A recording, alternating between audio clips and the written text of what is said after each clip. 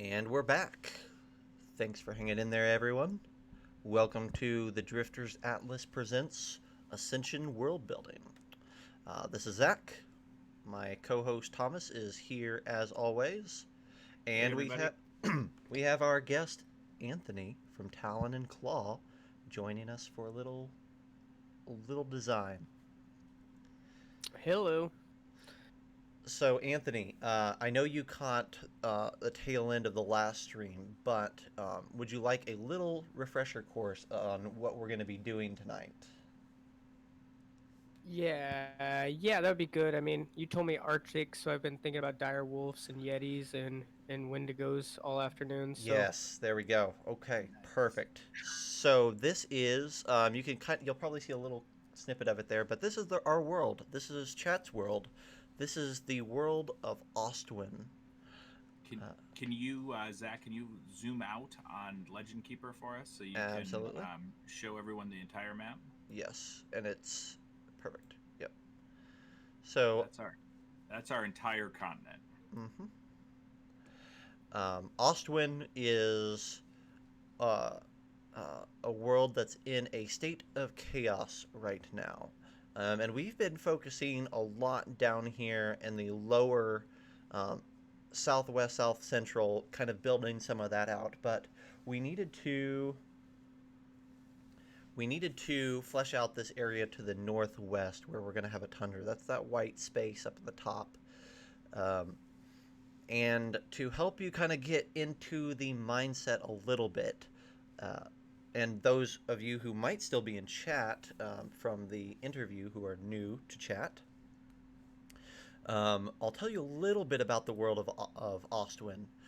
Um, Once upon a time, a few hundred years ago, the gods fell.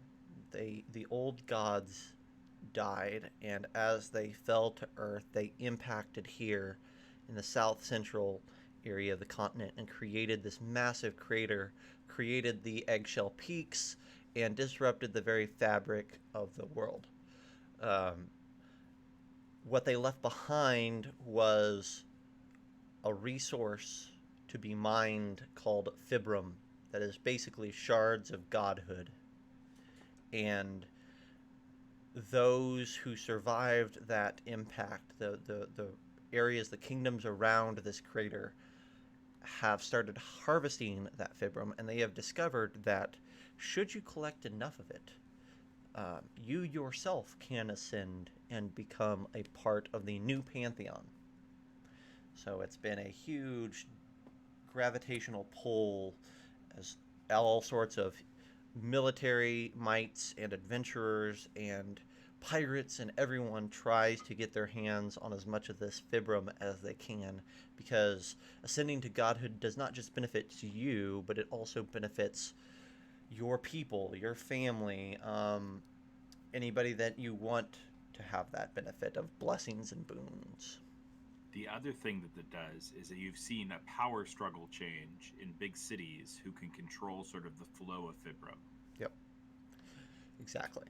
Over the past couple weeks, we've been working on that crater area, but then we moved on and we built the area out of Filigree, which is our main capital city, um, and that's been a lot of fun. And if we click over to our Wonder Draft, which is where we build the map, I can kind of show you a little We bit of used, Filigree. as we said at the end of the last stream, we used two different programs for this. We used WonderDraft, which is the mapping software you see in the top right over Zach's head, and we use a program called Legend Keeper, which is in Patreon beta right now, and it's basically one note for a map. So it lets us keep all the notes as we take information from chat. Yep. So those are our two programs. We just got done building Filigree, which is our big capital city. And as part of that, I was discussing things with Thomas. I'm like, man, we kind of need to flesh out some of this up here. And who better to do that with than Anthony? So here's what we know about the tundra to get us started. And we don't know a lot. Do you? I can go ahead with that. Yeah, go for it. Go for it. So we have one of the big things is that our pole isn't a true northern pole. So our northern pole is up here in the northwest, and the southern pole is somewhere probably in the southwest of our continent. Um, there is also a large stationary island that you do not see on the map. So maybe a large iceberg or something. There is some sort of arcane chain, maybe with an imprisoned primordial. These are all things, as people who are new to our channel, these are all things that have been come up with from our chat. So these are all ideas that we have talked about in other episodes. Yep. And you can see in the notes there in the top left that their chain is weakening due to the old gods being gone. Perhaps because the old gods are gone, the chain is weakening. Could be a world destroyer trapped underneath. Most people think it might be a wives' tale. We were asking why the arcane chain is there. Could this primordial be a warlock patron? Maybe an offshoot of a god or a humanoid aberration force of nature. So just sort of going into that god situation. On the tundra itself, we talked about maybe some sort of guardian character of the primordial. People who investigate the glacier end up getting lost and headed back to the mainland. Maybe in the ocean out there's some sort of Arctic kraken or aboleth. They also talked about being an aboleth in that lake you see on the Wonder Draft there on the right of your screen. Maybe the aboleth is sending people out to check on the primordial to sort of as a sacrifice for its power. We talked about some races that could be in the plains, like penguins and minotaur and snow elves. Yeah. So those are just some of the ideas that we've had in other episodes. Yeah. So Anthony, you've been thinking about Tundra D&D all day. What do you like, or what do you imagine being cool about D&D in a Tundra? Well, I think so. I sent you guys a GIF earlier, with Jack Frost in it. I mean, I kind of like the whole idea of like some leader, somebody that rules over the tundra, and almost has like that Jack Frost kind of ability there. You know, where he can control the weather, the storms, it's almost like Jack Frost meets like the Night King, and like it's very. I love a dark wizard type that kind of rules over an icy dark place. That would go good with Chat's idea from a few weeks ago about when you enter the tundra, a lot of times you get lost in the storms and you end up just basically getting turned around and finding yourself on your way back out. Racket Poot Thongs is suggesting omniscient control over the terrain. Yeah, I think that sort of thing fits in well with like a dark wizard or someone of that nature hanging out. And Arathos is saying maybe a traveling group of druids in the tundra to control, to check on the primordial. And we talked about some like barbarian and druid tribes in some other episodes as well. Do you think that this Jack Frost? So let's think about Jack Frost for a moment. Do you like the idea of him being? Is a druid is that something that we like? The idea of it being a druid instead of maybe a wizard. I think that's definitely different. In 5th edition, the druid is probably closest to the weather of the spellcasters. Mm-hmm. What do you think, Anthony? Druid. I kind of like the idea of a druid. I mean, a wizard is. I don't know. I think a druid would be great because I don't know. I call myself a druid, like working with the wood and stuff. So like working with the icy elements and stuff like that. I think that fits better. It would be a different interpretation of a druid, right? Because in the tundra, there's not a whole lot of flora to interact with. So it's going to be a druid of the ice and snow, which is really cool if you think about it. Like that's a really interesting. Like a druid of the frozen wastes or something. Mm-hmm. Yeah, and they're definitely going to have more of that elemental climate control, less of the nature that's on the ground level. That's cool. Um, yeah, like a Tempest Druid Veers. I think that's a good way of putting it. Like we have a Tempest Cleric, but Ooh, yeah. yeah, very similar to that. Ooh, okay. Yeah. So, go ahead. I'm looking at that lever post. It says, "Thinks of tundras as snow and ice, but in real life there are fires there too." Interesting story on BBC about zombie fires that seem to die out but smolder underground in the tundra and can pop back to life in the spring. That's really cool. It could be a That unique is really cool. twist. Well, we've also talked about our elemental board, the Sute, being from up there as well, which is almost like in Wizards of the Coast, the fire genasi that you see. Yeah, yeah. That could be a really interesting. So are like the fire genasi. Maybe we're starting to piece something together. So are the fire genasi like underground, kind of a little bit like Drow, um, and they kind of erupt in certain climates and certain seasons, and then maybe the druids are the people that inhabit the surface level. Maybe, or maybe there's some sort of connection between the two. I mean, I know we talked about like maybe the Sute, the Genasi, the elemental board as we like to call them here, um, are maybe because they have this warmness fire in their blood that they don't get cold, so their cities can pop up in the tundra just as easy as they could pop up anywhere else. Hmm. I'm okay with it if we have a Oh reason yeah. for them to be underground. I'm Oh okay yeah, with yeah. them Yeah. being underground.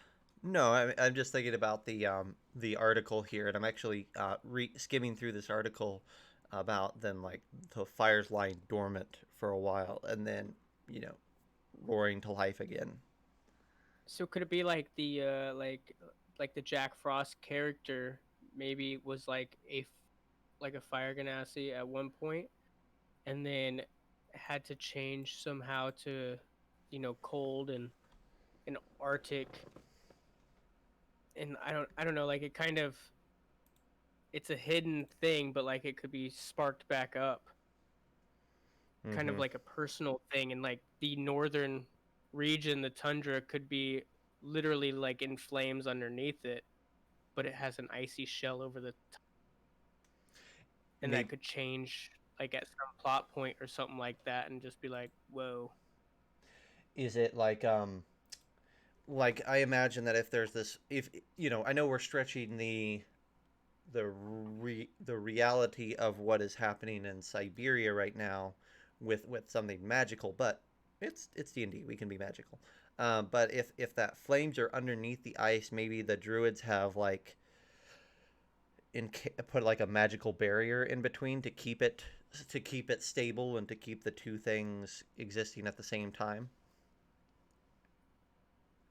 So say that again. So you think that maybe the druids are keeping it cold up here in the tundra, so we're not having too much heat from below? Well, I'm saying like yeah, like if there is like consistent flames underneath the ice, what keeps the glaciers, what keeps the ice and the snow and all that from melting? Hey, David, welcome to the chat. Um, what keeps that from melting? Maybe there's a thin, like membranous layer of magic that the druids have imposed or reinforced. Let's see, Skibberus. Skibris says, I like that the idea of the Genasi having the fire encased like the tundra fires, and maybe you'd think a fire would be effective against it, but really the fire is its main element. Mm-hmm. Mm-hmm.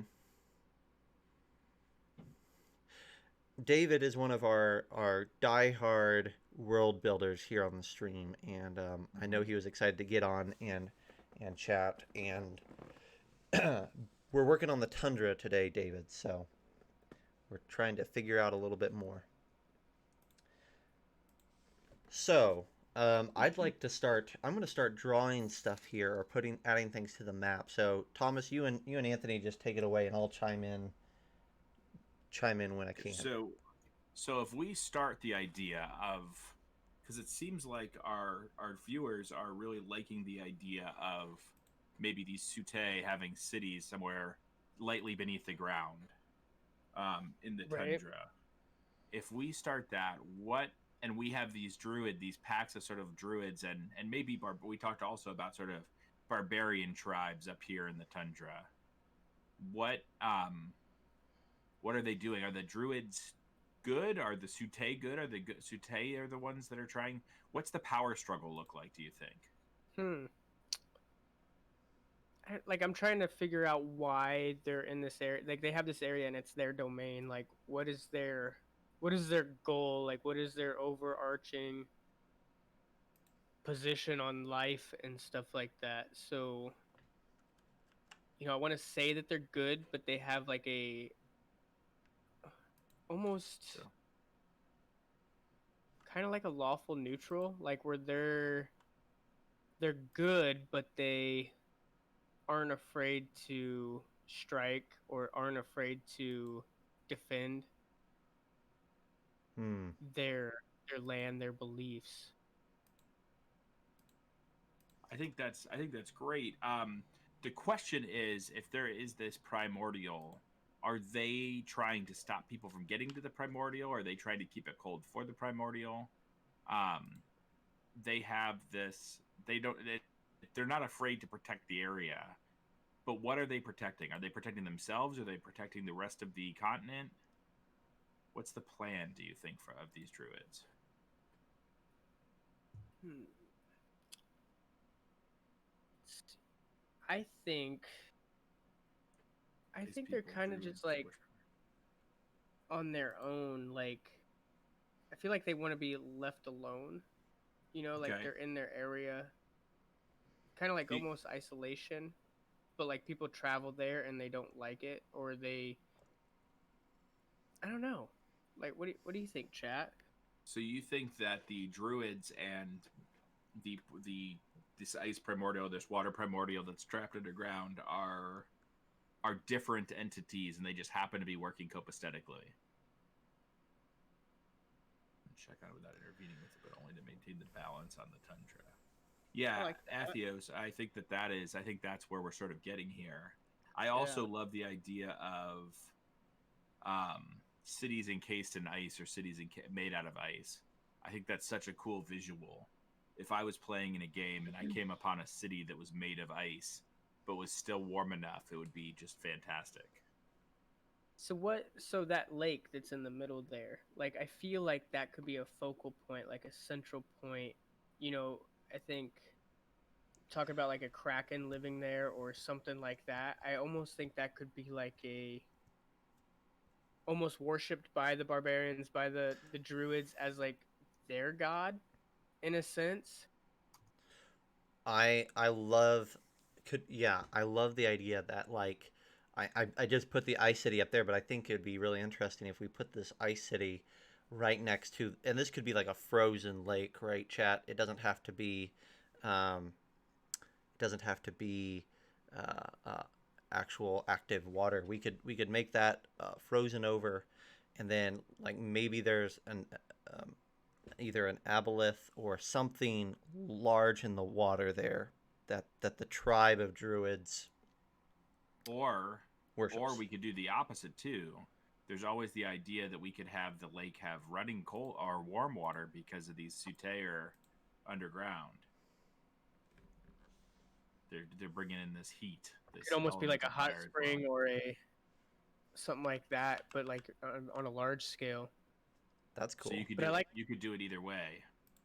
But I mean, I just like had a vision in my head that like any adventure party that kind of walks up to this lake or whatever, and on the other side could be like the big castle, the big city, and this lake is frozen over, so a lot of people would maybe take the lake because you're in the tundra, it's not gonna thaw out, but then that could disturb the kraken, the beast, or whatever that's underneath, and have a kind of an epic encounter with their deity, their kind of, I don't know, cultural icon. And that's what I was just thinking. That lever from chat, they said that do they need to be rivals, or could the ice folk and the fire folk be using their powers collaboratively to survive in a harsh environment? And I was thinking that maybe it's a double city or something. And we saw a geothermal vent under the lake is also a possibility. Maybe there's part of the city is above ground and it's made out of ice and wall, and part of the city's below ground, and it has like tunnels built in, and that's where these villages of the Sute live.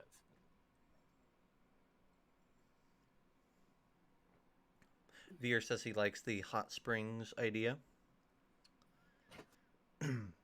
My personal vote would be to space them out, just because we have a large tundra, and Gotcha. from a play aspect, I like the idea that there's two different regions, two different people groups to interact with, and not just one. But that's I'm easy.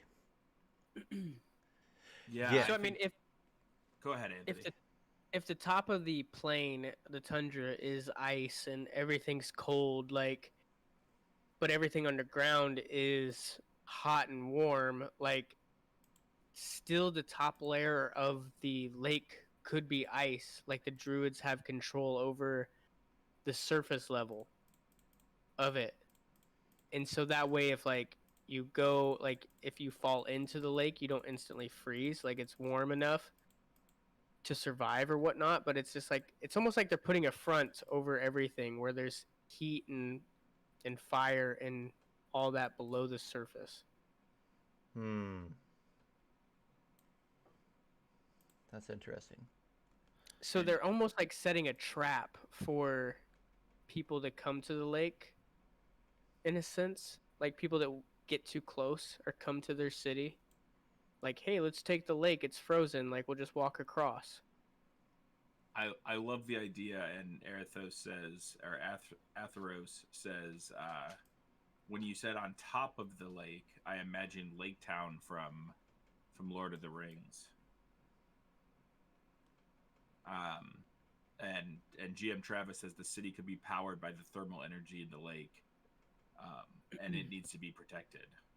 So that's a cool statement, because chat, not all of chat knows this, but the world of Ascension, the world of Ostwin, is a world that is trending towards tech. Right? They're harnessing nature to power things on a larger scale than maybe the Forgotten Realms does.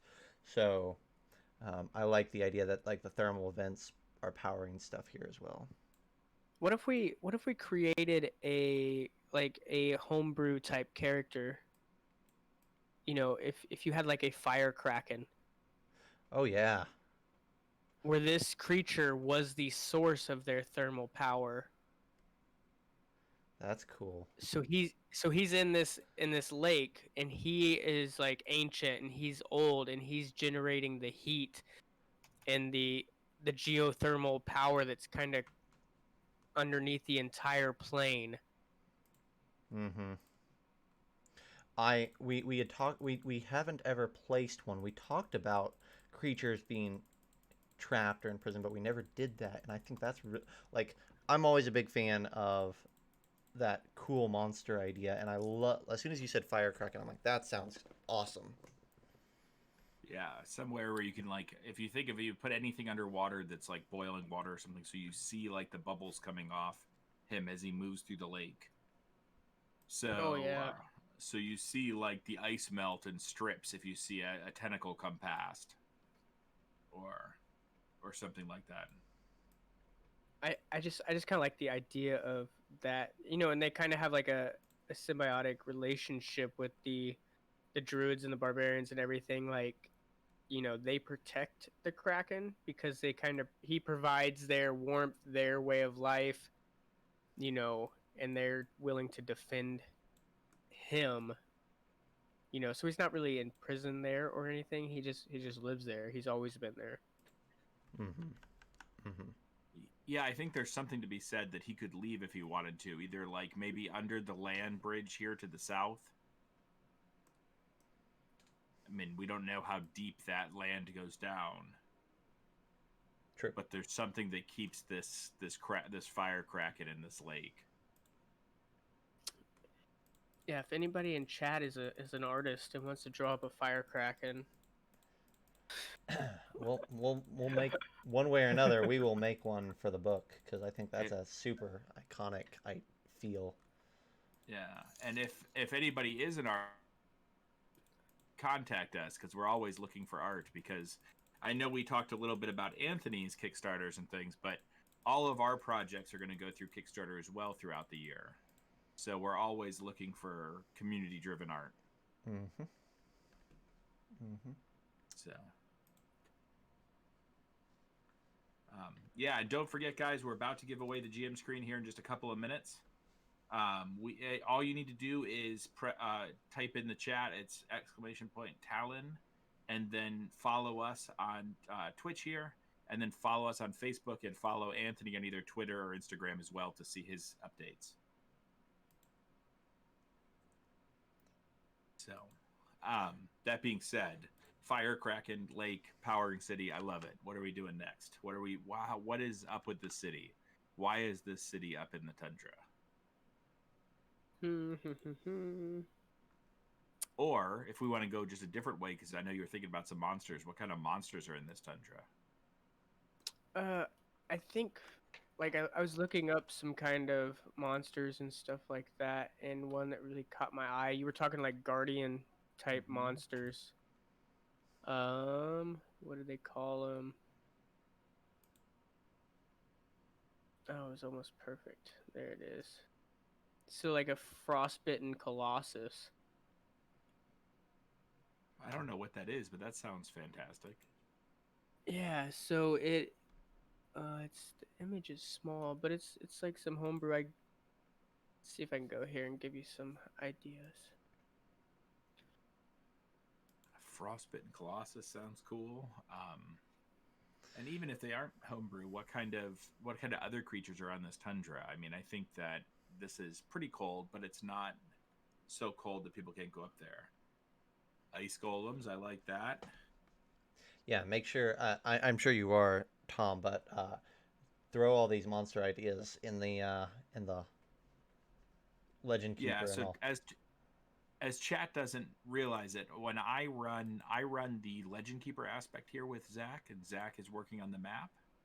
So I take most of our notes here, and they end up when we go to make content and things like that, we use the Legend Keeper. And then after we're done, we take over his map and we switch it into Legend Keeper and slowly keep growing this map. So I mean, if I wonder if you can Google like frostbitten colossus, but they're nasty boys. Like they just look so cool. They got like jagged ice coming off their arms. Their heads are very like blocky. I don't know. They just look shards of ice. But they're challenge rating 15. So I mean they're. Oh, I see one. Yeah, I see what you talking about. Yeah, That's pretty awesome.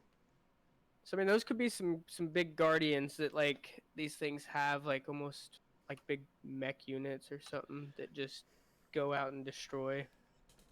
Yeah, that thing is kind of cool, especially as like a guardian, maybe to something like that as a guardian to maybe the city or something.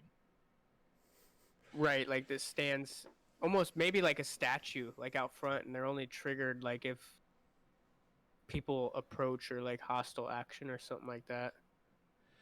And GM Travis says, yeah. You see in chat, as I said, he says Hodag, which is its head of a frog and grin of an elephant, thick short legs with huge claws, and the back of a dinosaur with a long tail with spears at its end. That's crazy. That sounds like something. Is that an actual GM, Travis? You're gonna have to tell us if that's something that's actually out there, or if that's something we can use, if that's something, because that sounds fantastic. I want the art for that right now. Athros is saying ice-dwelling spiders. There is an ice-dwelling spider in Storm King's Thunder, but we could definitely do our own interpretation of it. That could be interesting. I always love spiders, and then 100%, I love the Great Northern Owlbear. Yeah, I already wrote that down. The snowy owlbear. I feel like a Hodag needs to be a part of this. Yes. One way or Oh, another, oh my God. we'll get a hodag in this world. The one come hell or high Have water. you Google imaged a Hodag? Oh. I have not, but I will put one in the chat. Chat, let's all This, just Google it real quick all together. I this will. should. I will Travis throw is it. memeing us, Oh, okay? But I feel like this could be like the never-ending story, like Luck Dragon, that guides you through the tundra. The Like, just look hodag. at him. The it's something. Hodag. Yes. That's awesome. I love it. Oh my gosh. It looks perfect. It looks perfect. With the white spine. Yeah. Ah, Hey ugh. guys, I think it's that time though. I think it's time to do that giveaway. Absolutely. Okay, so stand by, chat, and we're gonna try to see if this happens. So hang tight here. Let's give a couple minutes here. Just give one more minute, and anybody who hasn't done it, please type !Talon into your chat right now, and we'll get you all sorted up. Yep. There we go. Um, I've got a whole bunch here of entries, but it's better odds than you might think on any other giveaway you would have. This is definitely better May odds. the odds be in your favor. Yes, there you go. All right, all right. I'm going to close it out, chat, and we're going to pick a winner. Drum roll, drum roll, drum roll. Closing the entries now, and then let's pick a winner. Oh gosh. Okay. Lou. And how about this? How about I want to give away something too? Why don't I give away one of his dice vaults as well? Ooh. So let's pick another winner that's not Lou. Oh, surprise, surprise. Okay, well, let's pick another one. So Lou is going to win the DM screen. Lou. You get a vault. You get a vault. You get a vault. You get a vault. And let's pick another one. And this will be for what now, Thomas? Just so I'm clear. This will be for a 7-piece dice vault, and we can work together. Whoever wins, get in touch with me, and we can work together and see what you want. Awesome. Okay. Let's pick that winner. Drum roll. There we go. Horus 989. Nice. Very cool. Okay. We will reach out to those two folks. If for some reason we don't hear from them within the week, we will do another drawing from the same group of people, and we'll make sure that somebody gets it. But I'm confident, hopefully, that both of those winners will claim their prize. So, very cool. Awesome. So to the city, does it have like a huge ice castle? At the moment, so zoom in a little bit here. Boop, boop, boop. So yes, and I know it's hard for our guests to see, but I'm going to zoom in as much as possible. But we got a big city here. I could potentially put it actually out on the ice. Ooh. If we wanted to. That's what it takes away from the idea of a warmer lake. Yeah. So, and then up here, Anthony, we've got another one, and I want to make sure that we're doing what chat likes. But this could be like the true ice fortress, and this could be something else, or I can delete one of these. I think it's probably not unlikely to have like both places. You know, like one place is almost like if we like the whole fire kraken idea as like a source of heat and energy for this, you know, the Arctic tundra, but then like it has like its capital or something in another area. I don't think that's too far fetched. Sure. You know. Sure. You look at Washington, like where I live, like Seattle's almost like the major area, but Olympia, a small city that nobody knows about, is the actual capital, you know? Mm-hmm. Mm-hmm.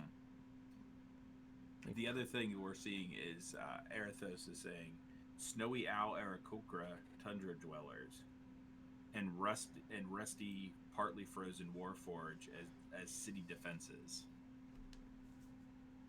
Yeah, we haven't done a whole lot of talk about Warforged, but I love the idea of there being some sort of like a mech humanoid. That's a favorite of mine.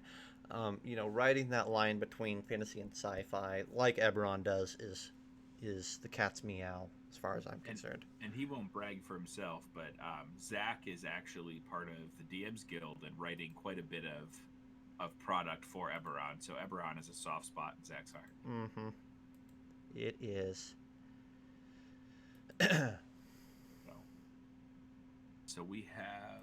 I'm gonna take. We haven't talked about Aarakocra in our city in our connection at all, but that's definitely an option. So I'm gonna take that and take those notes. So we have a city.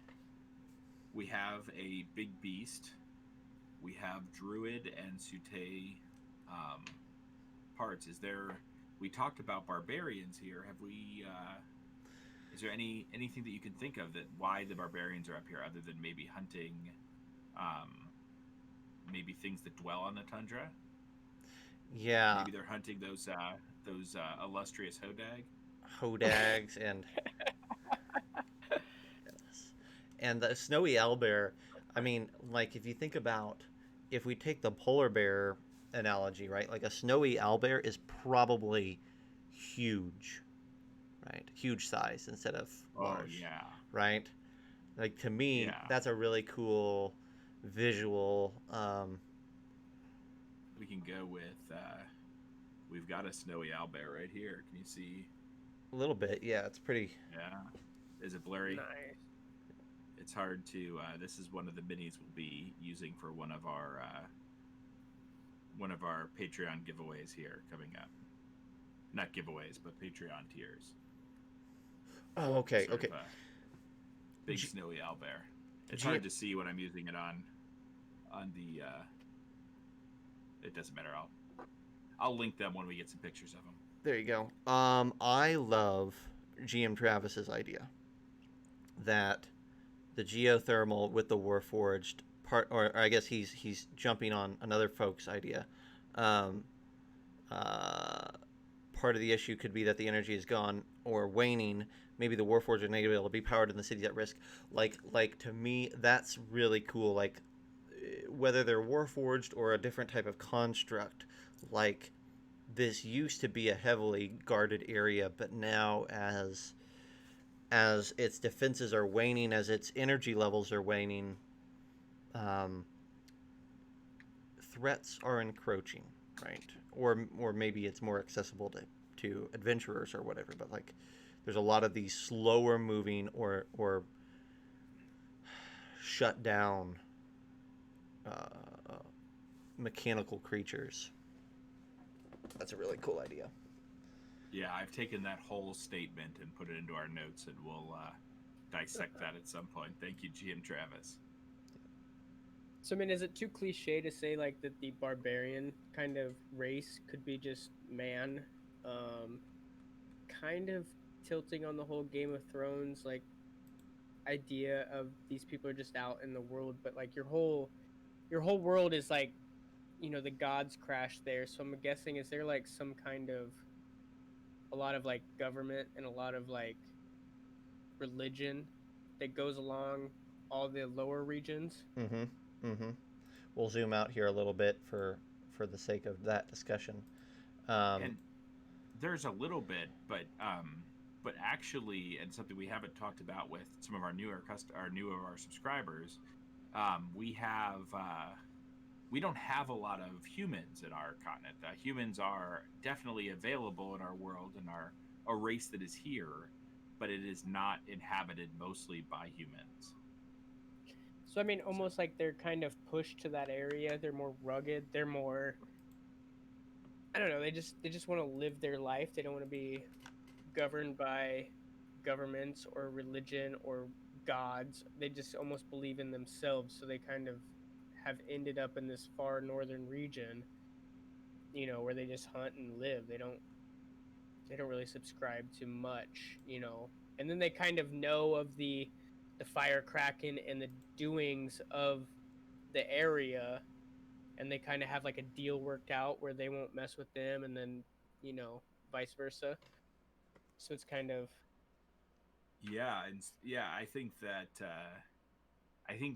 barbarians are often um, like religious to certain great beasts as well. So there could right. be something that there's even sacrifices to the fire kraken. I really like that Odogaron. I'm talking about Great Beast. Like that's a cool. That's a really interesting creature from Monster Hunter world that we could draw in. Um, it's like a huge like mixture between like an alligator and some sort of large dog and a another form of reptile, but its tail is really interesting, and I think it would look really cool out on the tundra. So that's cool. Ooh, What look! is Did you read what what is Veer it called said? again?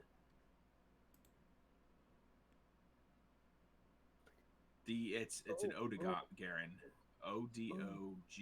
Odogaron. And then Veers is saying if the fire kraken idea takes off, then why not have it produce crystals that power the Warforge?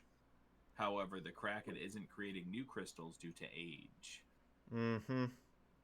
That's cool. That's really cool. Like That's a really crystals, good idea.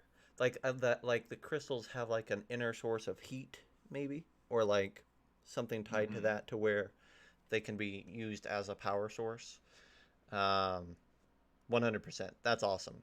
Um, Yeah. If you keep coming up with ideas like that, I'm gonna send you some cameras and you can just come on in my spot. yeah. So Both you and Amethyst.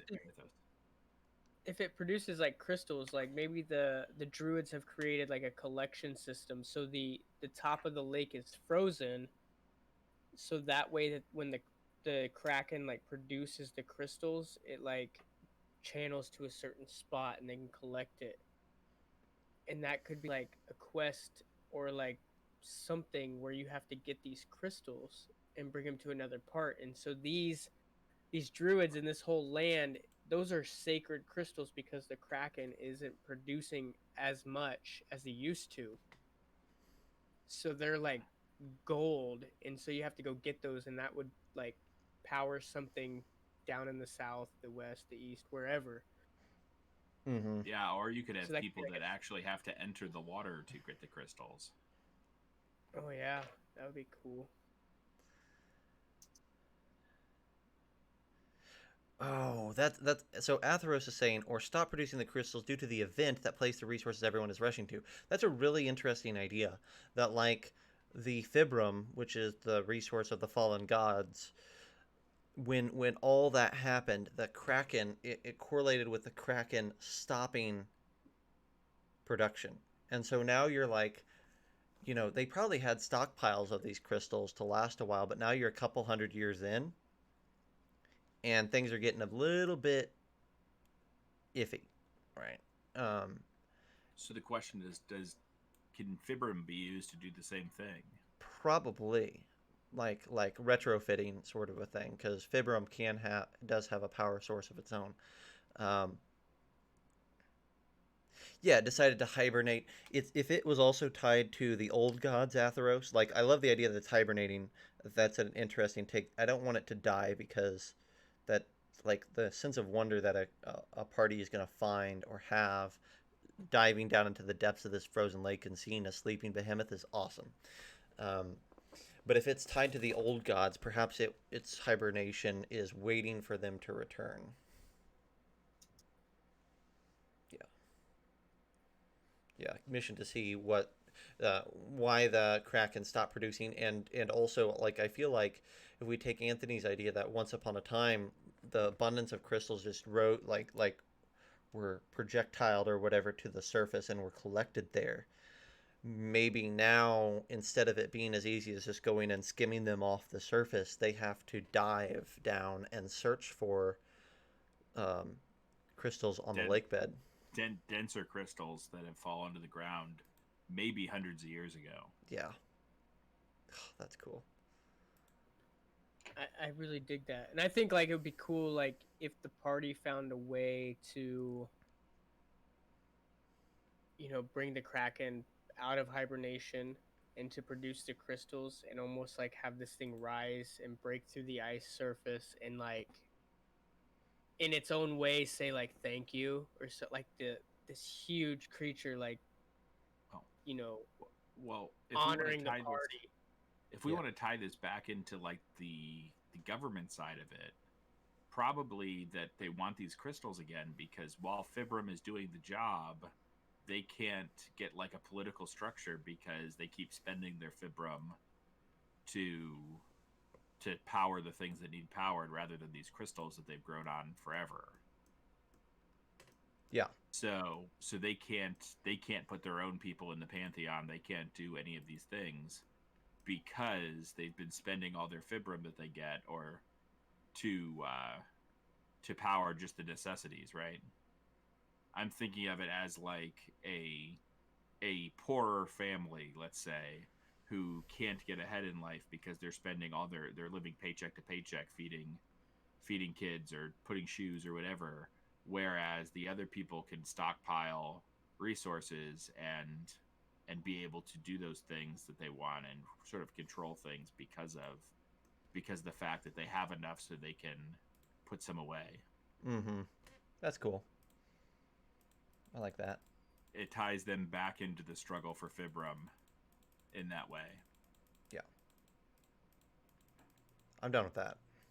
I like that.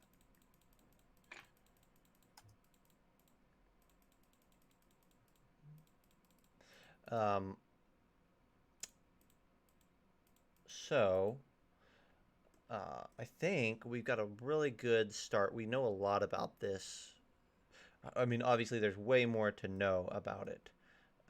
But that being said, one of the things that Anthony brought up earlier that I was like, oh, that has some legs. We should explore that. Was the the idea of humans making their appearance, and I'm like, you know, it would be interesting if maybe there's like a over on the coast somewhere there's a human colony.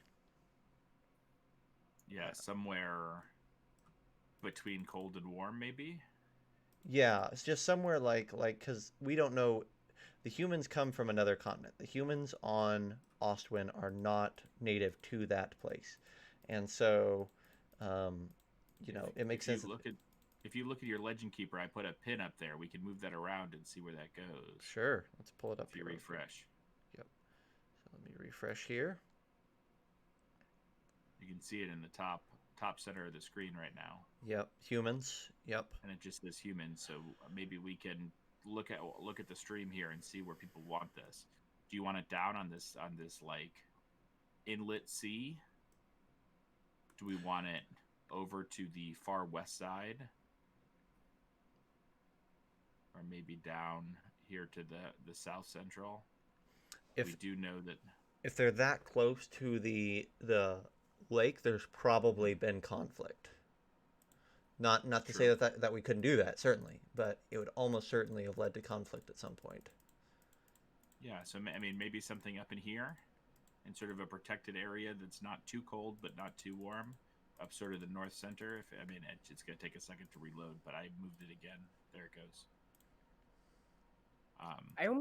I for me, I think like the being where he's putting the trees and whatnot, I think Mhm. somewhere in that area is where they could have landed, and that conflict could be a good, it's a conflict and like whatever happened, but that could be how they've kind of forged this relationship, Hmm.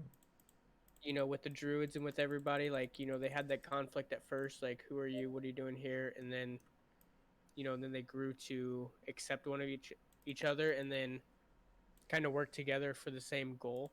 Mm-hmm. Yeah, it doesn't have to be an ongoing issue. So And then I maybe mean, like this warm the cold area, like they could be prominent in like fishing and just being self-sustaining, um, in that area, and then they have the cold, and then they have everything else right there. Mm-hmm. Mm-hmm. Mm-hmm. Mm-hmm. Reduce my velocity here. um, I'm typing it out, but there's literally no need to apologize for spamming in the chat. That is literally the whole point of this stream, is to take the ideas of everybody from chat and everybody on our Facebook and our other social medias and our Patreon. Literally the entire point here is to take everybody's ideas and put them all together so we have a world that we've built as a community. By the way, this is like a really cool idea. It's just fun to bounce ideas off of everybody. Like, Yep. And the best part is that we have chat every week, but we also have a different guest every Tuesday. So every Tuesday we have it's Zach and I and another guest. So we always get sort of a different idea of what's going on. So I'm gonna put so if we like it here, I'm gonna go ahead and we're gonna put down a marker for this human settlement. Is this where we're gonna put it? I'm sorry, I'm phasing in and out with thinking about the map and thinking about chat. So I have right where the far left side of your Wonder Draft by that little island. Perfect. Is where I have the marker right now. Perfect. Okay. Yep. All right. Let me find something that I think feels like a human settlement, and we will go from there. It's probably not a huge area, right? Do we feel like these are barbarians for the most part, like human not super primitives, but not like a. I think this is like a tent city, right? This is like leather tents, and I think this is a place where they're not hunting on the tundra, they come back to. Okay. Right. I picture them like being out in the wilderness most of their time. You know, hunting and gathering and finding tasty owlbears and whatnot. Yeah. Chat is going to be Sparkles, one of our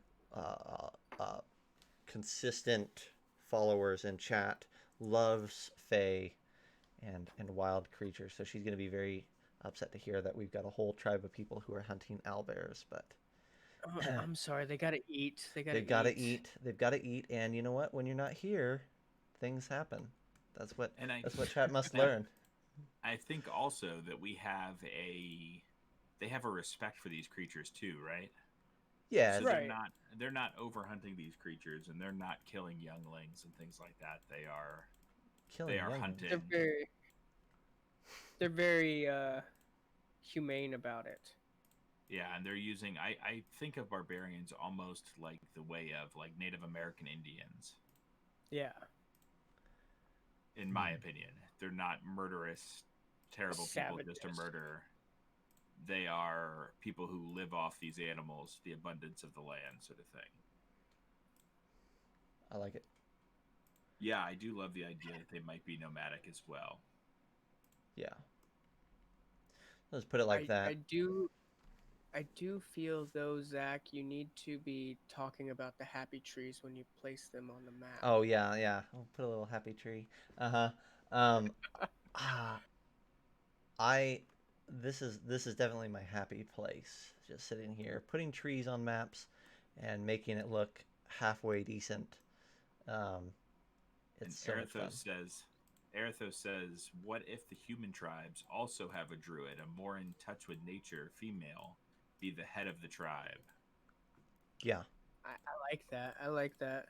Kind of like a mother figure, kind of. Yeah, that could be powerful. That could be like a big character in the story and the whatnot. That's cool. One of the things that we do on our Patreon is that we take a lot of these things, and when we make those stat blocks and stuff like that, we put them into our Patreon. So as GM Travis said, he always is looking for things to get through roadblocks.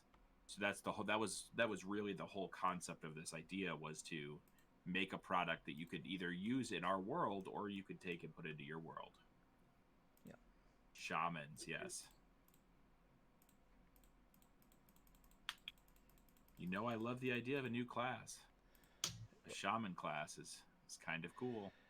Yeah. I even like what Travis is saying. I think that it's kind of cool, like, to have this platform, even if it's not like building this world, but like maybe even there's a demand for almost like a DM's channel where you just, hey all, let's come in, like, and we're gonna get through your roadblock together. People are gonna talk through what you're working on. That'd be kind of cool. Yes, I will do a little plug. Excuse me. I'll do a little plug. It's not exactly what you're talking about, but it's similar. If you friend request me on Facebook, Zac Goins, ZAC Goins, Goins. I do what's called a GM Zone of Truth once or twice a month with several DMs in the Kansas City area. It's over Discord. It's put on by one of the larger gaming stores in Kansas City, and it's like a panel, and you can type in your questions, or we have like canned questions that will be brought up by the moderator, and we just chat with DMs and players alike for about an hour and a half, once or twice a month. It's called GM Zone of Truth. Lots of fun. You can find it by friend requesting me or by liking the Tabletop KC Facebook page, and they do announcements there when it happens. But yeah, I also do another great one to hear about DMing and DM podcast is your Bite of D&D podcast. yeah. So we're just plugging everything tonight, which is fine. No big deal there. But we do a podcast called Bite Size Gaming, and it's at least 4 DMs sitting around the table and talking about things that came up in our games and our sessions, news articles tied to the world of RPGs and D&D in particular. It's a lot of fun. We do an episode a week, and they're typically somewhere between 40 minutes to an hour. So it's a blast. I like those guys a lot. 2 of them write with me on my Eberron stuff, and one of them is a player in some of my games. So we have a lot of fun. Yeah, so that's basically what we're sort of trying to build the channel around here too, is the idea of bringing people together who are working on their worlds and have worlds outside of like the Forgotten Realms and things like that. So there's enough of that, but at least we are getting that out there, because I think they're a great resource. I know that even though you and I talk probably 5 nights a week, Zach, I know I listen every week. What could be the name of the humans? Like, do they have like a tribal name? That's a good question. That's always good. That is a good question. Let me go back and click on that. But let's see what chat comes up with. I think Atheros is gonna come up with something pretty baller. I think y'all need to have Atheros on for a world building session. Heck yeah. Atheros, message one of us on social media, and we'll try to get you on. Or Twitter. I know a lot of you guys have followed me on Twitter. I know the GM Travis has, and some others here, linking a lot of the stuff. We're going to make some posts on, or on Instagram. We have a Drifters Atlas Instagram, so can contact all kinds of ways. As you can see, if you scroll down in the Twitter, you can see some of our Instagram feed here. Yeah, Atheros is on the Twitters. Nice. We told you, Zach. We got to get you caught up to the 21st century. I'm sorry, folks.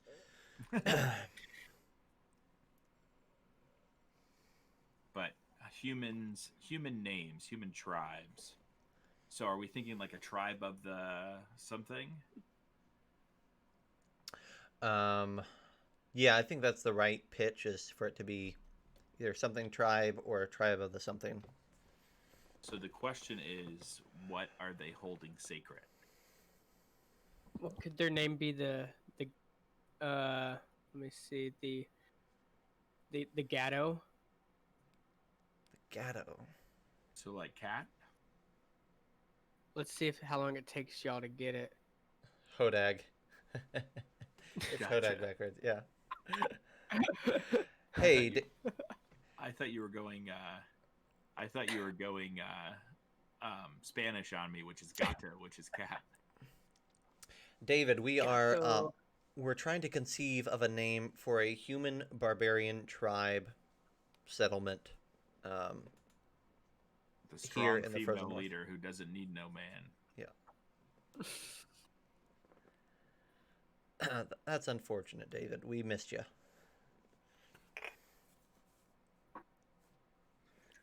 Forest Talon. Tribe of the Forest Talon. I kind of like that. I like that. We literally just started trying to spitball names, Dave. So whatever you can think of.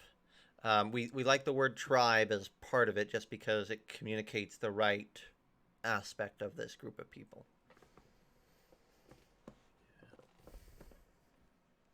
Tribe of the Hodak.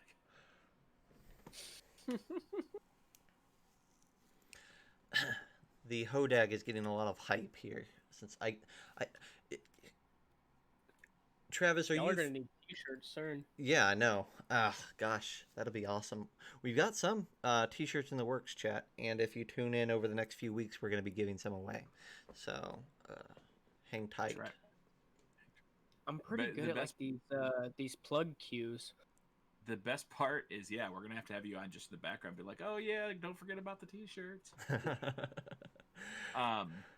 The best part is that if we do anything with the Hodag, Yeah. if we ever go to GaryCon, we'll be right there, right in Wisconsin.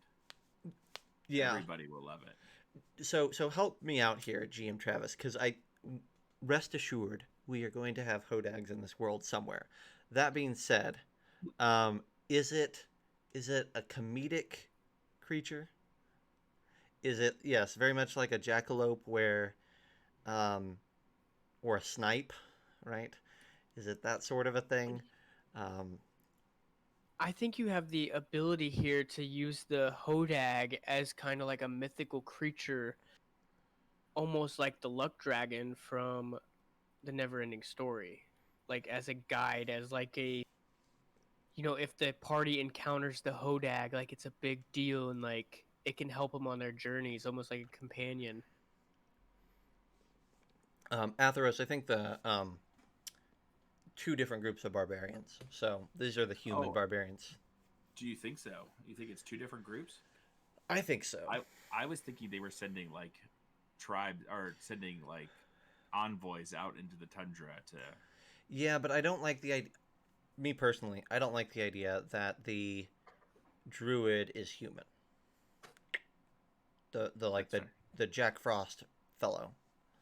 Oh, I think the druids and these are completely different. Yeah, and I feel like druids will have like not necessarily other barbarians around them, right? So maybe.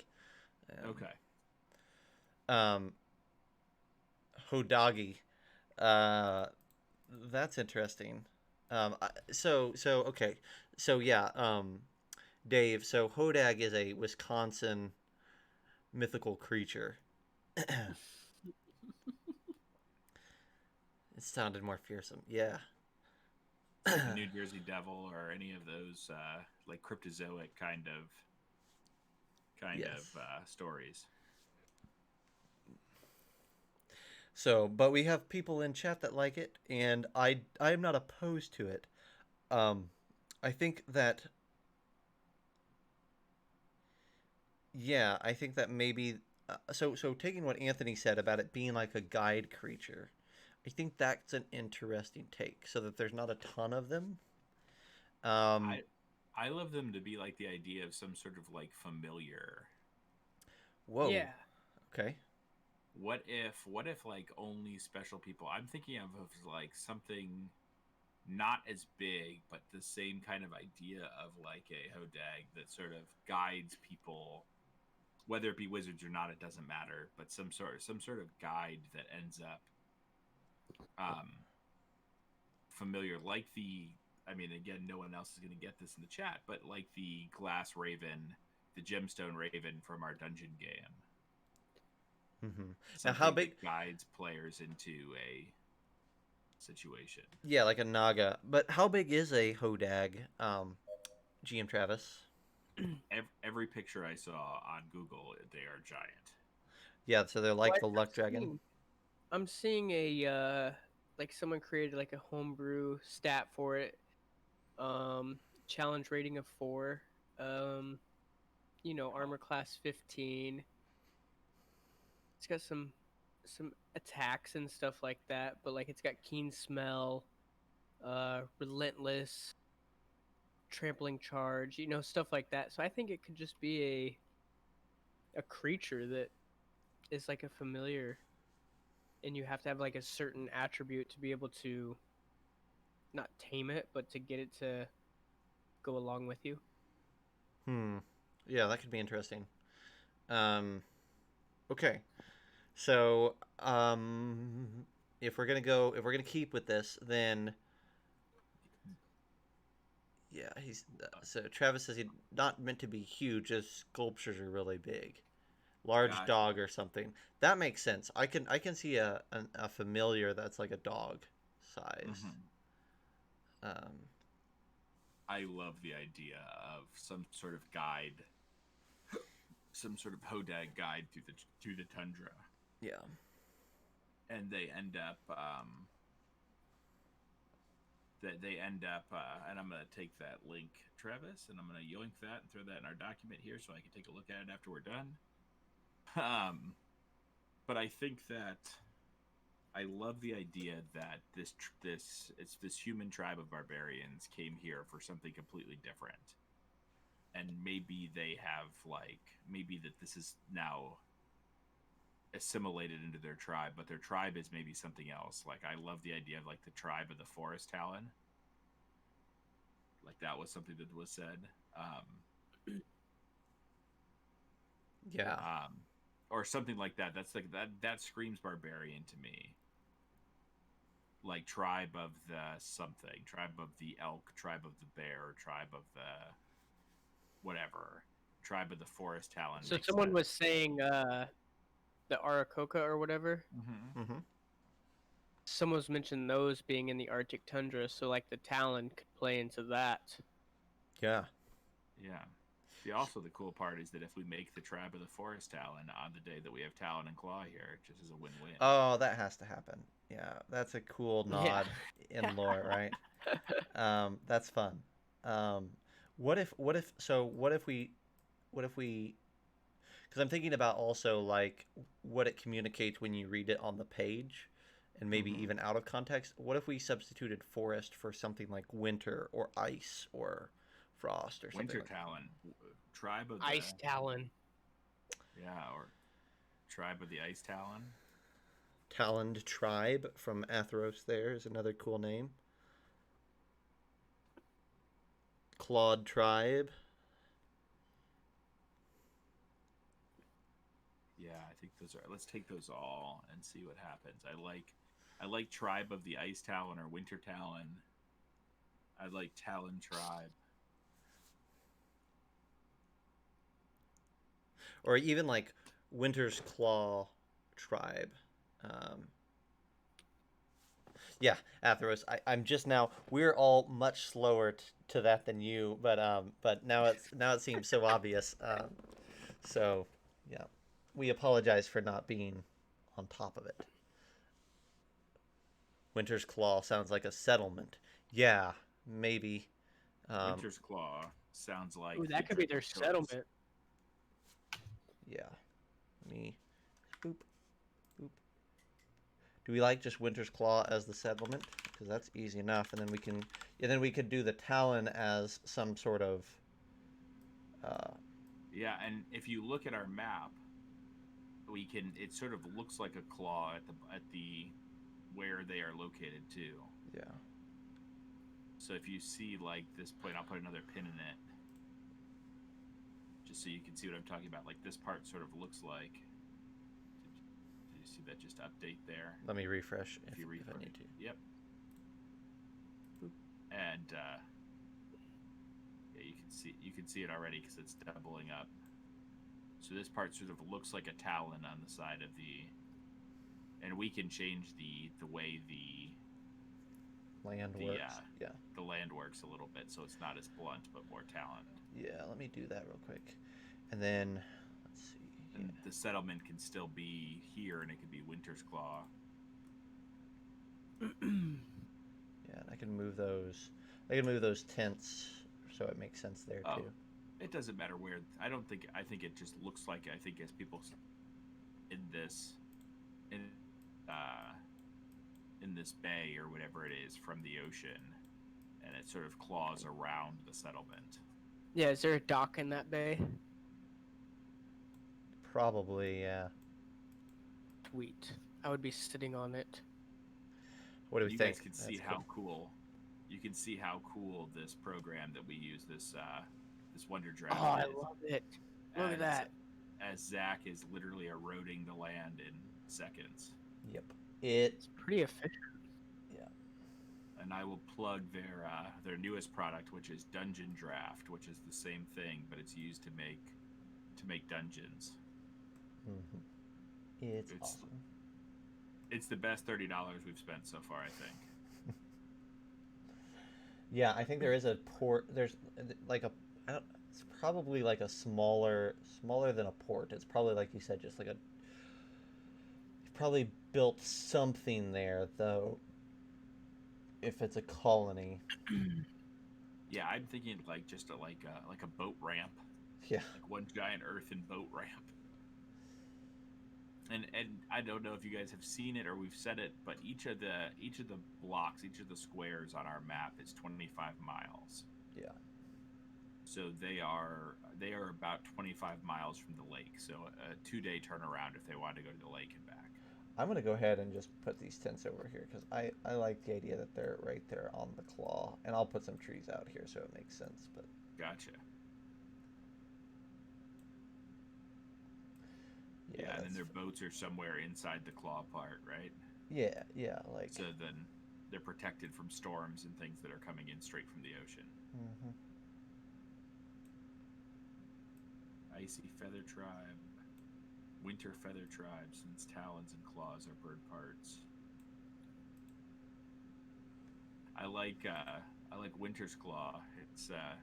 It's the new beverage from White Claw for fantasy. Yeah.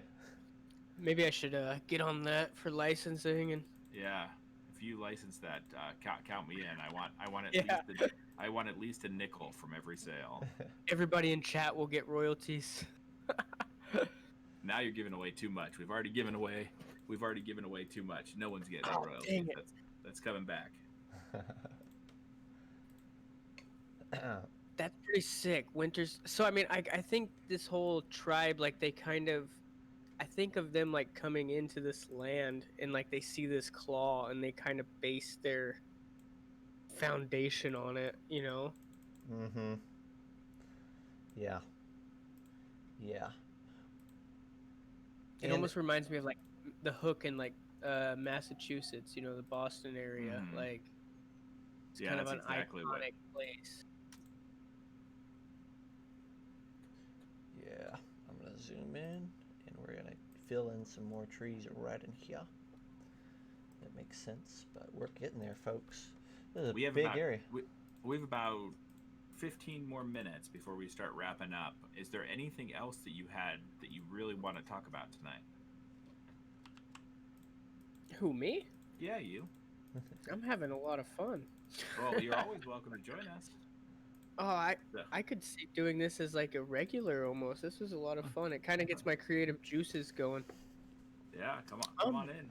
We're here every Tuesday night. We're also on a lot of Saturday nights, and if you want to come on any Saturday or Sunday that we have, just like what we do, just to explain a little more, is every Tuesday night at 10 o'clock Eastern, 9 o'clock Central, we do this stream, and then normally one day on the weekend we set up a stream, sort of impromptu, and we do that because it's sort of our time to clean up the map And and to some other catch up, stuff. because like chat said earlier, we get spammed, which we love. We get spammed with ideas, and we're just here receiving them and grabbing them out of the ether. Um, and then Saturday is like, okay, let's slow it down and let's try to recoup. And sometimes that works, and sometimes we get super inspired on Saturdays, and we end up somebody ends up having us go a whole new direction. So And the nice part is that Saturdays are sort of a throw together, so we don't often have a guest. So if we get to a point that you want a guest again, feel free. We'll get you in on a Saturday, or we'll get you back in on a Tuesday down the road. Yeah. So okay, so the claw there. I don't know. So I'm almost thinking of like the humans, you know, initial landing into this area. Like I almost think that there should be a direct line of sight from the claw to the lake. sure, Easy enough. And Like what if you something see in where their history. you're something in the Go ahead. history straight from the camp to the lake? Well, like they landed at the Claw, and that's kind of like a birthing point of their civilization. Mhm. But then they saw something massive at that lake, and that's why they kind of settled more off to the south. You know, Mm-hmm. Nice. Yeah, that's cool. I don't mind putting in a little gap. That's an interesting feature. and then maybe that's where they derive like stories and tales of what's in that lake. Mm-hmm. Oh, David, you missed the fire kraken. Oh Yeah. yeah, So, David, you missed the firecracker. fire kraken. David, we have a um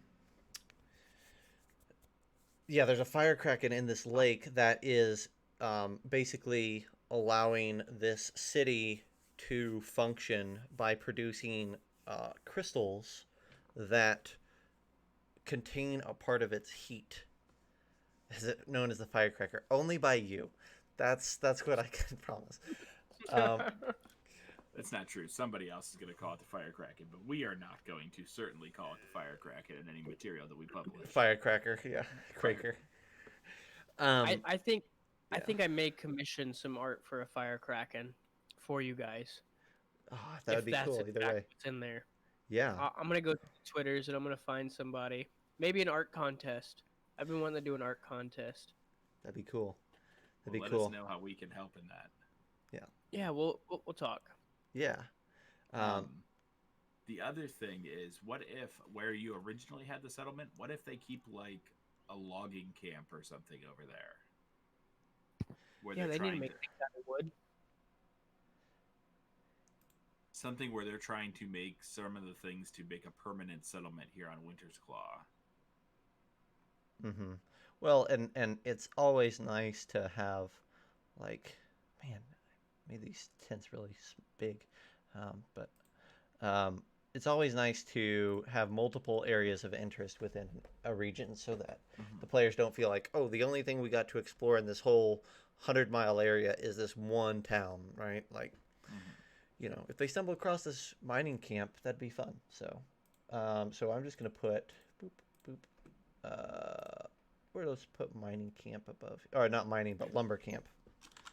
Mm-hmm. Boom. So also like mining, could be like digging into the earth and then they notice like the heat in the underground cities and they know not to go to a certain point or whatever. Mm-hmm. Yeah, there could be some mining going on there. There could be um, what did that early discovery of this lake look like? Like, did they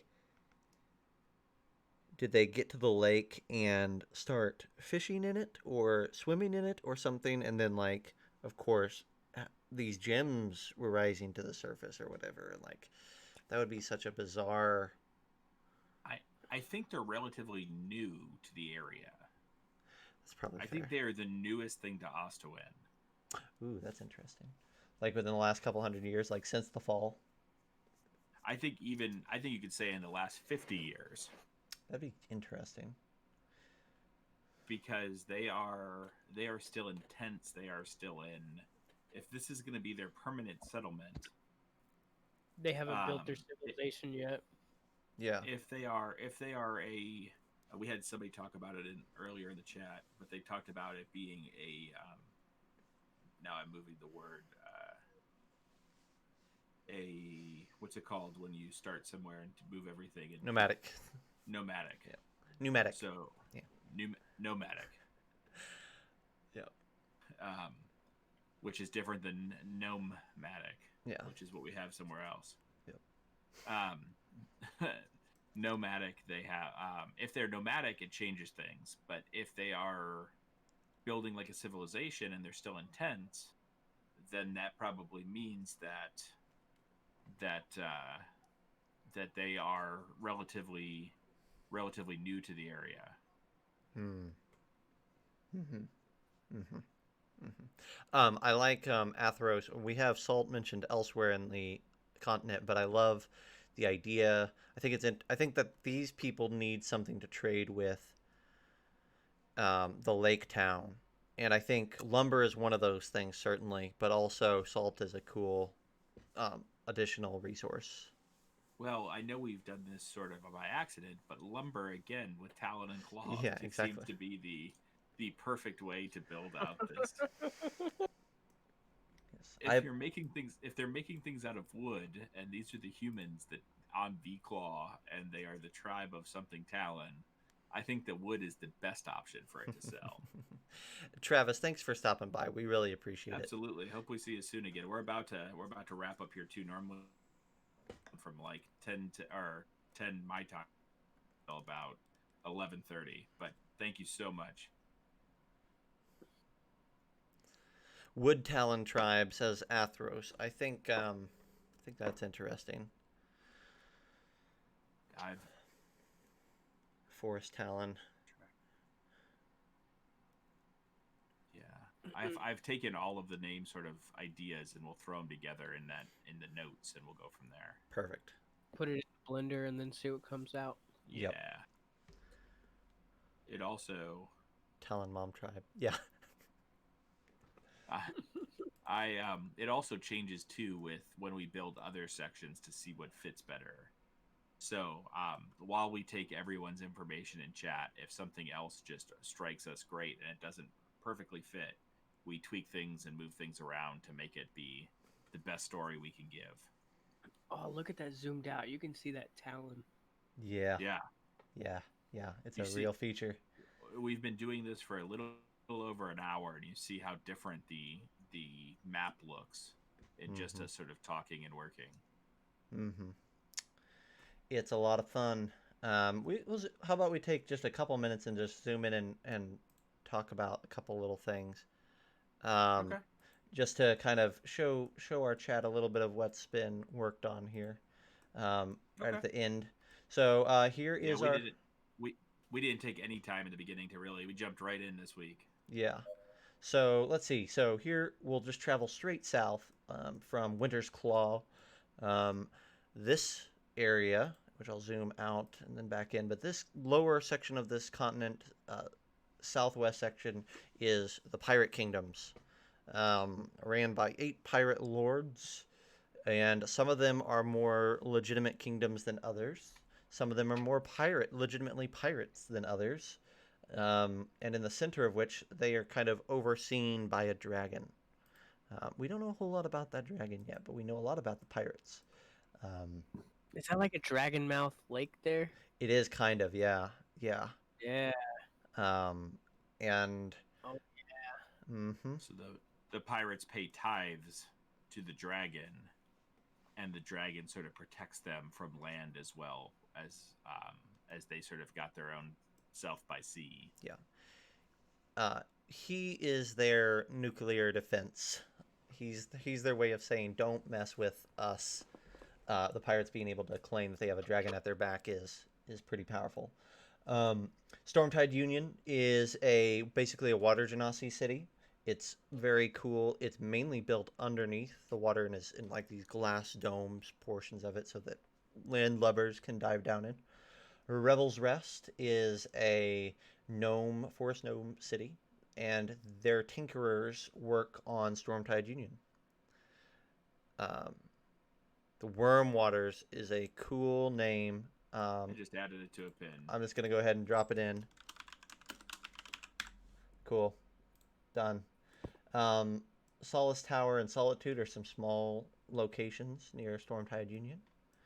Over here we have the rest of the pirates' fortresses. The big one that's the focus of our mess with the pirate kingdoms, you get the dragon. Exactly, Atheros. Um, the Tusk is the focal point for our first adventure. That's where you start, is in the Tusk. And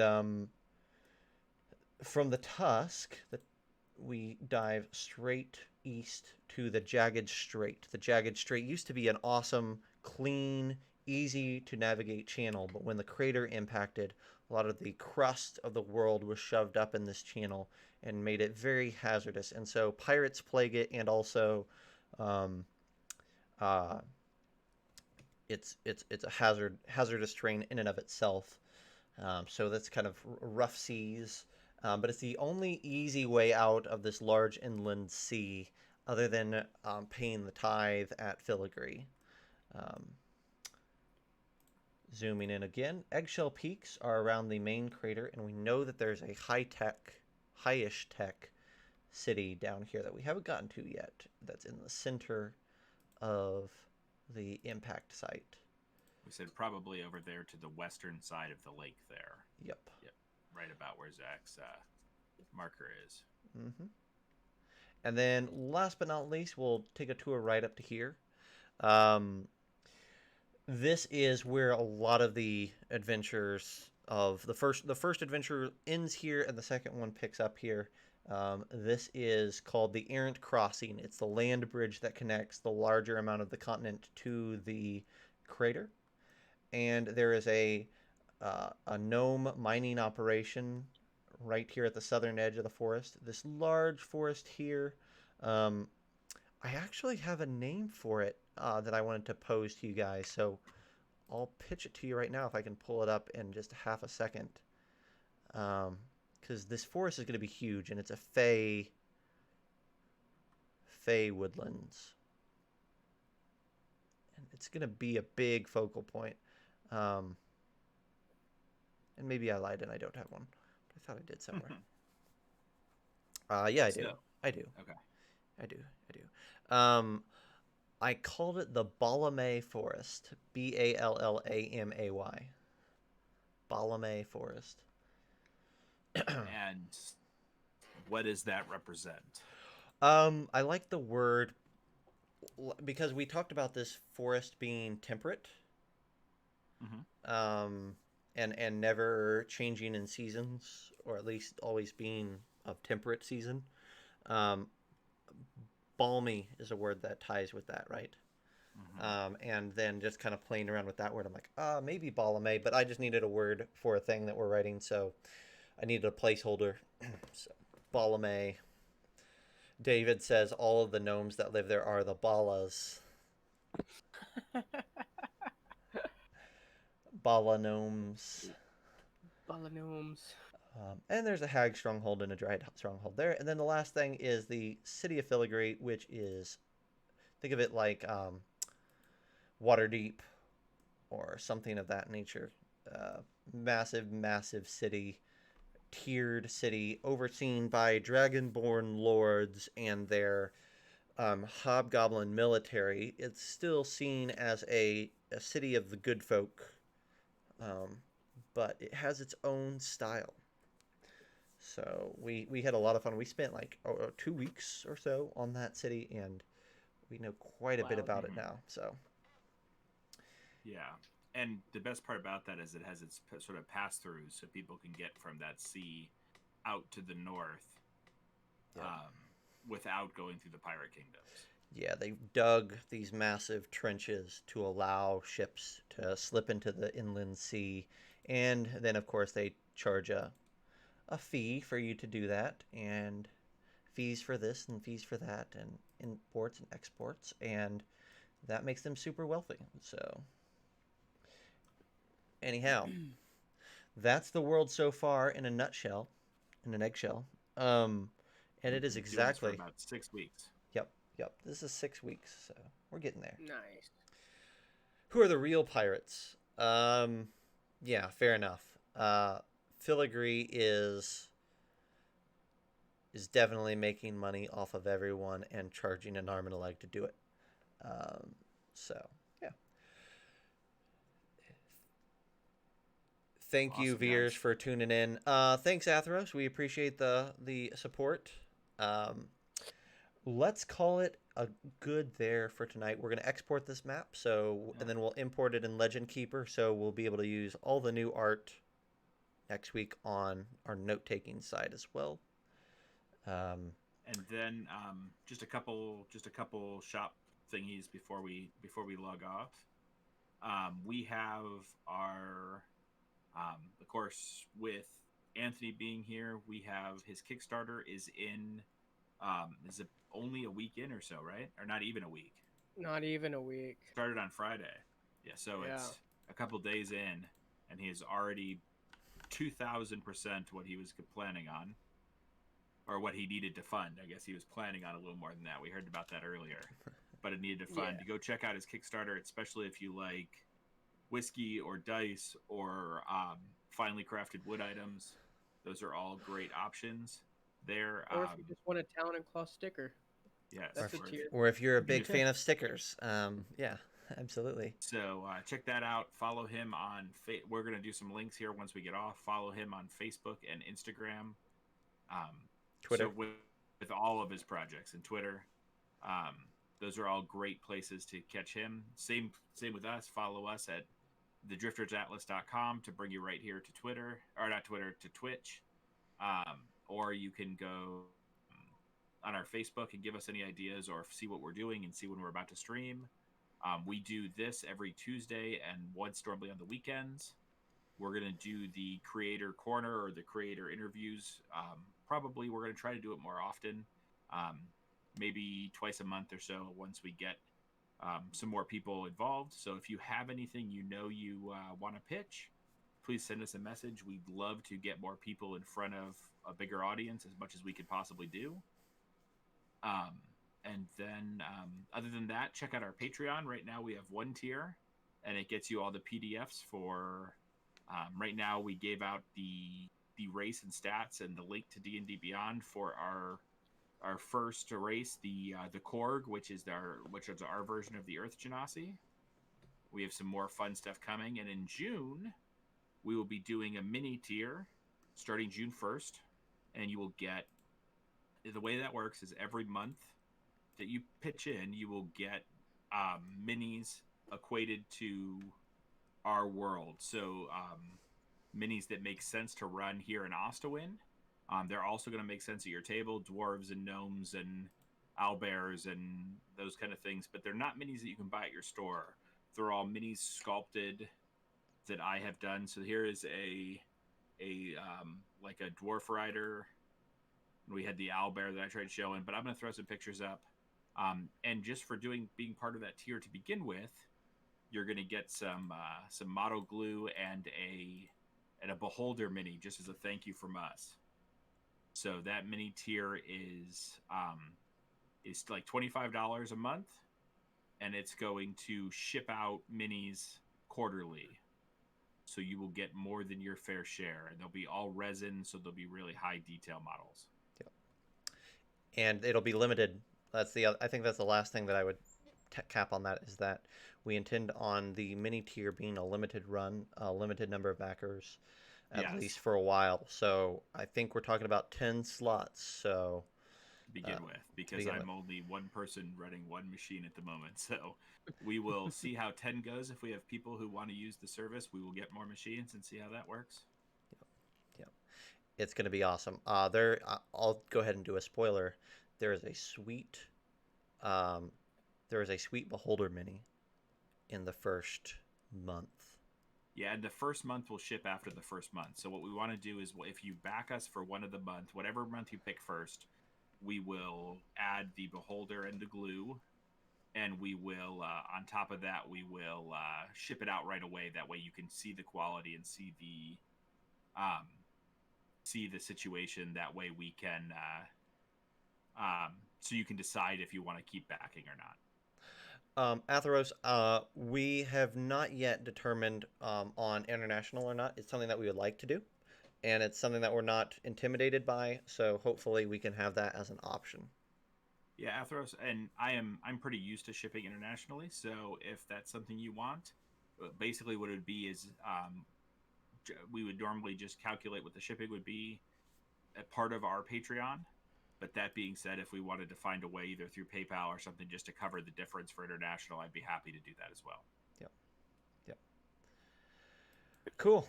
Hey, we did a stream. That was part 12. Thank you guys for tuning in. I will say the only thing that wasn't mentioned, which we had a lot tonight, so hang in there. On Monday night, we do a bi-weekly stream of Dungeon. So it's a mega dungeon that I run. Thomas plays in, and we have a whole bunch of other great players. It's right here on the channel. We play from 9 p.m. Central to about midnight Central, um, and we're getting ready for our third session of that next Monday. So. Okay, thank you guys so much for tuning in. Thank you we have for Fenway Jones from Jasper's Game Day next Tuesday. Oh yeah, yep. Oh, Yep. nice. So she'll be on. Hey, the stream with us. before we hop off, I just want to Yeah. say thank you to you guys for having me. This was a lot of fun, and thank you for the chat and all those that have stuck around the whole time. I really appreciate it. If you guys, I've got kind of like a big drop thing here. I'm gonna be playing in a game on D&D Beyond Sunday. Ooh. Todd Kenrick, from 6:30 to 9:30 Pacific Standard Time. So if you guys want to come check me out, be a total Heck noob yeah. with some of the greats, That's awesome. come check me out. And I'd look forward to talking with y'all on Twitter, Instagram, wherever. Just hit me up. I'm a business, but I'm also a human, and I like to interact with everybody. And this was really fun. 6:30 to what was that, Anthony? 6:30 to 9:30 Pacific Standard Time. Perfect. I will go ahead and post that with our link tonight. Sweet. And if y'all have character suggestions, send them my way. Sweet. Okay. Well, thank you guys again. Thank you, Anthony, for coming on. Congratulations on your Kickstarter. Thanks, Thomas, for helping me with this as usual. Absolutely. Thank you to those in chat. Thanks to David. Thanks to Atheros. Thanks to Veers and everyone else. So, and until this weekend, we'll see you next time. Thanks, everybody. Yes.